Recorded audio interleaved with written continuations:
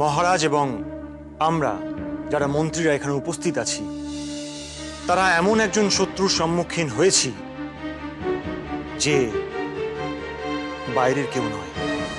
রাজকুমার মহানামাকে সৎ ভাই বলে মনে করেন। তিনি কুমারকে সর্বদাই নিজের ভাইয়ের থেকেও বেশি ভালোবেসেছেন। কিন্তু অত্যন্ত দুঃখের সঙ্গে আপনাদের জানাচ্ছি যে রাজকুমার কোনোদিনই এতে সন্তুষ্ট হননি। তিনি চেয়েছেন দেশের রাজা হতে। তিনি আমাদের মহারাজকে সরিয়ে এই সিংহাসন দখল করতে চেয়েছেন। দুদিন আগে সিংহ দরজা বন্ধ করে দেওয়ার পর প্রাসাদের ভেতর ঠিক কি কি ঘটেছিল তা মহারাজ আপনাদের নিজের মুখে বলতে চান। সেটা বলবেন এমন একজন মানুষ যিনি সারা জীবন নিজেকে রাজনীতি থেকে দূরে রেখেছেন, সারা জীবন নিজেকে নিরপেক্ষ রেখেছেন। তিনি আমাদের রাজিমা। তার মুখ থেকে সত্য উদ্ঘাটিত হলে আশা করি নিরপেক্ষতা নিয়ে কোনো প্রশ্ন উঠবে না। যদি সভার অনুমতি পাই তাহলে তার মুখ থেকে প্রকৃত তথ্য এবং ঘটনাবলী জানার সুযোগ হয়। আমি মন্ত্রিসভার পক্ষ থেকে এই প্রস্তাব সমর্থন করছি।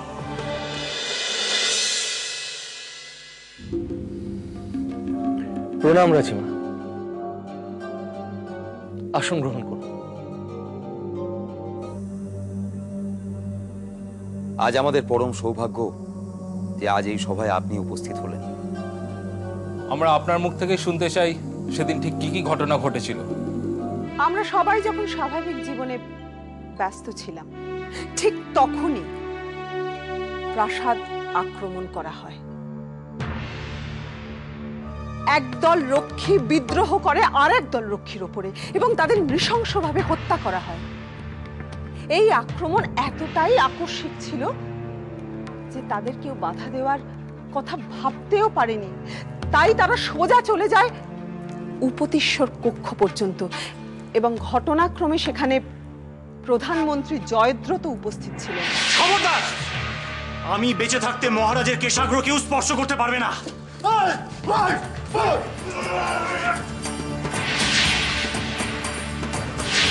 কৌশলে উপতিষ্য এবং জয়দ্রথ দুজনকেই তারা বন্দী করে। তরবারি ফেলে দাও জয়দ্রথ!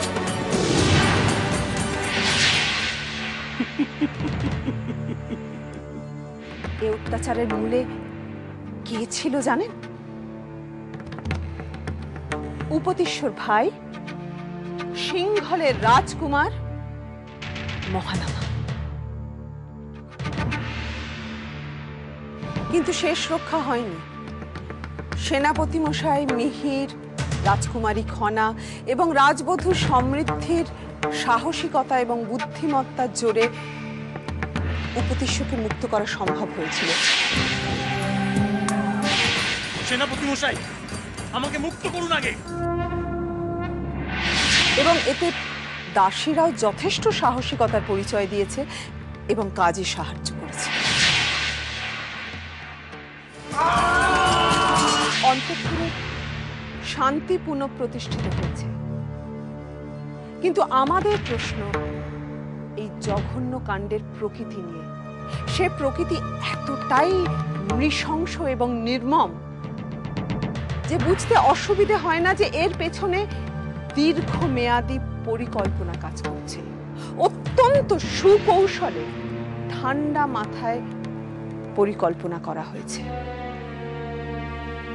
মহারাজ, কুমার যা করেছে সেই কাজের কোনো ক্ষমা নেই। হ্যাঁ মহারাজ, আপনি তাকে মৃত্যুদণ্ড দিন মহারাজ। মহারাজ, নজরবন্দিও কিন্তু একরকম ক্ষমার যোগ্য। প্রাণদণ্ড দিয়ে কোনোদিনও কোনো সমস্যার সমাধান হয় না। সবাইকে একটা সুযোগ দেওয়া উচিত। আর তিনি যদি সেই সুযোগের মর্যাদা না রাখেন? আপনারা সকলেই জানেন মহানামা একজন বীর যোদ্ধা এবং সে দেশের জন্য অনেক কিছু করেছে। দেখুন, আমি সিদ্ধান্ত নিয়ে ফেলেছি তাকে প্রাসাদে নজরবন্দি করে রাখার। এবারে আপনারা শুধু বলুন, আপনারা আমার এই সিদ্ধান্তকে সমর্থন করছেন কি করছেন না।